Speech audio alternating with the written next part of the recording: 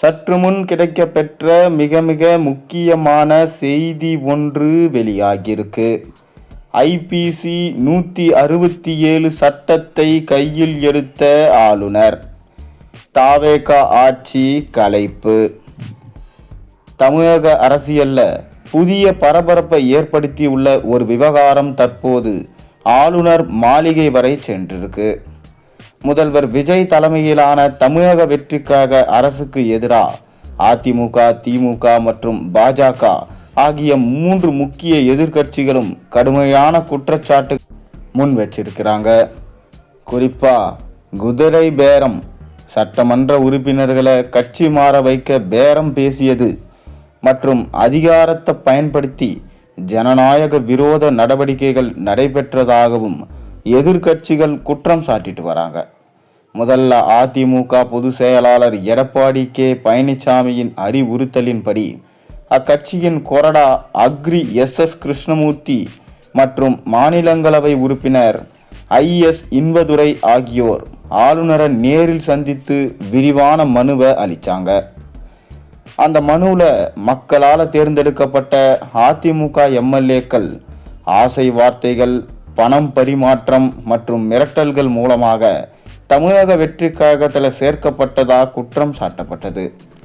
இந்த விவகாரத்தில் ஆளுநர் மௌனம் காக்காம இந்திய அரசியலமைப்பு சட்டத்தின் 167வது பிரிவின் கீழ் மாநில அரசிடம் உடனடியாக விளக்கம் கேட்க வேண்டும் என்று வலியுறுத்தப்பட்டிருக்கு. இதே விவகாரத்தில் தாவேக அரசு குதிரை பேரத்தில் ஈடுபட்டதாகவும் அதற்கு ஆதாரம் இருப்பதாகவும் கூறி ஆளுநர் அர்லேக்கரிடம் திமுக அமைப்பு செயலாளர் RS பாரதி புகார் கடிதம் அளிச்சிருக்கிறார். மேலும் கரூர்ல உண்மைக்கு மாறா விஜய் பேசியிருக்கிறார். அவரது பேச்சு விசாரணையை பாதிக்கும் வகையில் இருந்தது. கரூர் சாட்சிகளை முதல்வர் விஜய் அச்சுறுத்துவதா உச்ச நீதிமன்ற கண்காணிப்பு குழுவில் புகார் அளித்தோம். CBIக்கு விஜய் பேசியதை அனுப்பி வச்சும் இருக்கிறோம். ஆளுநர் நடவடிக்கை எடுக்க அவகாசம் வழங்குவோம். அவர் நடவடிக்கை எடுக்காவிடில் சட்ட நடவடிக்கையை தொடங்குவோம். ஏற்கனவே திமுக உச்ச நீதிமன்றத்தில் வழக்கு தொடர்ந்திருக்கு.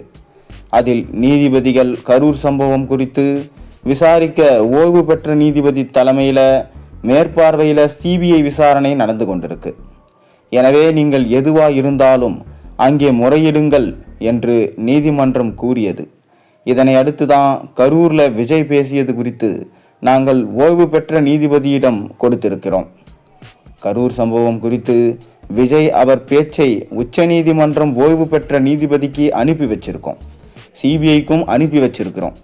ஓய்வு பெற்ற நீதிபதியும் விஜய் பேச்சை CBIக்கு அனுப்பியுள்ளதா தகவல்கள் கிடைச்சிருக்கு. கரூர்ல விஜய் 10ஆம் தேதி பேசும்போது எவ்வளவு தில்லுமுள்ளு செய்தார் என்பது எல்லோருக்கும் தெரியும். விஜய் குதிரை பேரத்தில் ஈடுபட்டார் என்பதற்கு ஏற்கனவே கடந்த 4ஆம் தேதி ஆளுநரை சந்தித்து புகார் கொடுத்தோம். அந்த புகாரில் வைகோ கொடுத்த கருத்தை வச்சு நாங்கள் புகார் கொடுத்தோம். அதே போல தற்போது MR விஜயபாஸ்கரும் தாவேகாவில் இருந்து சேர சொன்னார்கள். அதனால தான் ராஜினாமா செய்தோம், தாவேகாவில் சேர்ந்தோம் என்று அவரே வெளிப்படையாக சொல்லியிருக்கிறார். இவையெல்லாம் தான் தாவேகா குதிரை பேரத்தில் ஈடுபட்டதற்கான ஆதாரம். இவற்றை நாங்கள் ஆளுநரிடம் புகார் கொடுத்திருக்கிறோம். விஜய் கரூரில் உண்மைக்கு மாறா பேசியிருக்கிறார். கொளத்தூரில் கொத்து பரோட்டா என்று கீழ்த்தரமாக பேசியிருக்கிறார். இதற்கு எடப்பாடி தரமான பதிலடி கொடுத்திருக்கிறார். நாங்கள் சாப்பிட்டு போட்ட எச்சில் இலைகள் தான் அங்கே போய் சேர்ந்து விட்டது என்று சொல்லியிருக்கிறார். எச்சி இலைகளை வைத்து கொண்டு அதற்கு ஒரு விழா நடத்துகிறார்கள். விஜயபாஸ்கரும் அதிமுகவில் இருந்துதான் வெற்றி பெற்றவர்கள். விஜய் இப்படி பேசினால் நாங்களும் இப்படிதான் பதில் சொல்லுவோம் என சொல்லியிருக்கிறார். அதிமுகவை சேர்ந்த 6 சட்டமன்ற உறுப்பினர்கள் தங்களது பதவிகளை ராஜினாமா செய்துவிட்டு தமிழக வெற்றி கழகத்தில் இணைந்தது தமிழக அரசியலில் பெரும் அதிர்வலைகளை ஏற்படுத்தியது. மேலும் முன்னாள் அமைச்சர்கள் உள்ளிட்ட பல முக்கிய நிர்வாகிகளும் அடுத்தடுத்து கட்சி மாறியிருப்பது அரசியல் வட்டாரங்களில் தொடர்ந்து பேசு பொருளாக இருக்கு.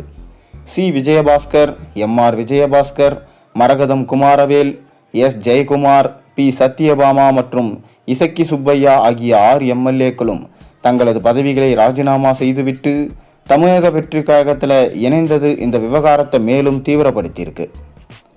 இந்த சூழல்ல தான் டெல்லிக்கு அவசர பயணம் மேற்கொண்டிருந்த தமிழக ஆளுநர் ராஜேந்திர விஸ்வநாத் அருலேக்கர் சென்னை திரும்பியதும் இந்த விவகாரத்தில் தீவிர ஆலோசனைகளை மேற்கொள்ள இருப்பதா தகவல்கள் கிடைக்கப்பெற்றிருக்கு. டெல்லியில் இருந்தபோது மத்திய உள்துறை அமைச்சகத்தின் உயர் அதிகாரிகள் மற்றும் சட்ட வல்லுநர்களை அவர் சந்தித்து பேசியதாகவும், எதிர்க்கட்சிகள் அளித்துள்ள புகார்கள் சட்ட ரீதியான அம்சங்கள் குறித்து விரிவாக ஆலோசிக்கப்பட்டதாகவும் சொல்லப்படுது.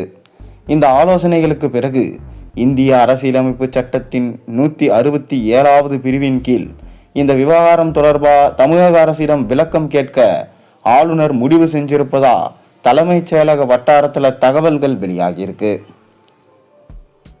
மேலும் அரசியலமைப்பு சட்டத்தின் 167வது பிரிவின்படி மாநில அரசின் நிர்வாகம், அமைச்சரவை முடிவுகள் மற்றும் முக்கிய நிர்வாக நடவடிக்கைகள் குறித்து முதல்வரிடம் நேரடியாக தகவல்களையும் விளக்கங்களையும் கேட்கும் அதிகாரம் ஆளுநருக்கு வழங்கப்பட்டுள்ளது.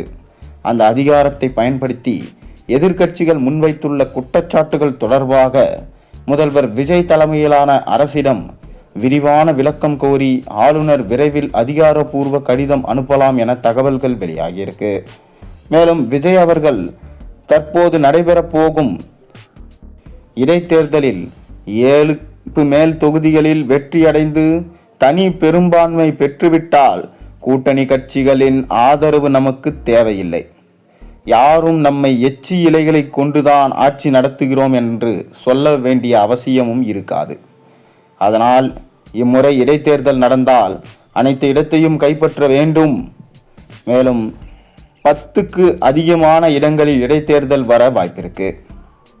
திமுகவும் எப்படியாவது இம்முறை தாவேகாவின் ஆட்சியை கலைத்துவிட வேண்டும் என அனைத்து வேலைகளையும் செய்து வருகிறார்கள். லண்டனில் இருக்கும் ஸ்டாலினும் தற்போது தமிழகம் திரும்ப இருக்கிறார். திரும்பி வருவதற்குள் அதிரடியான நடவடிக்கைகளை திமுகவில் மேற்கொள்ள திட்டமிட்டிருக்கிறார். அது மட்டுமில்லாமல் தற்போது நடைபெறப் போகும் இடைத்தேர்தலில் வெற்றியடையாவிட்டால் கண்டிப்பாக திமுக என்பது எதிர்காலத்தில் தமிழகத்தில் ஆட்சியே இருக்காது. குதிரை பேர வழக்கத்தில் தொடர்ந்து அனைத்து திமுகவின் மாஜி அமைச்சர்களும் சிக்கிக் கொண்டிருக்கிறார்கள். அப்படி இருக்க செந்தில் பாலாஜியோ முன்ஜாமீன் பெற்றுவிட்டார். அதற்கு எதிராக விஜய் அவர்களும் மேல்முறையீடு செய்து செந்தில் பாலாஜிக்கு எதிரான டிஜிட்டல் ஆதாரங்கள், வீடியோ மற்றும் ஆடியோ பதிவுகளை தற்போது சேகரித்து கொண்டிருக்கிறார். அது மட்டும் கிடைத்துவிட்டால் கண்டிப்பாக செந்தில் பாலாஜியின் முன்ஜாமீனும் ரத்து செய்யப்படும், அவரும் சிறையில் அடைக்கப்படுவார். ஆளுநர் தற்போது எடுத்திருக்கும் முடிவால் தாவேகாவின் ஆட்சி கலையுமா அல்லது விஜய் அவர்கள் இடைத்தேர்தலில் நின்று தனது பெரும்பான்மையை நிரூபித்து விடுவாரா என்பதை நாம் பொறுத்திருந்துதான் பார்க்க வேண்டும்.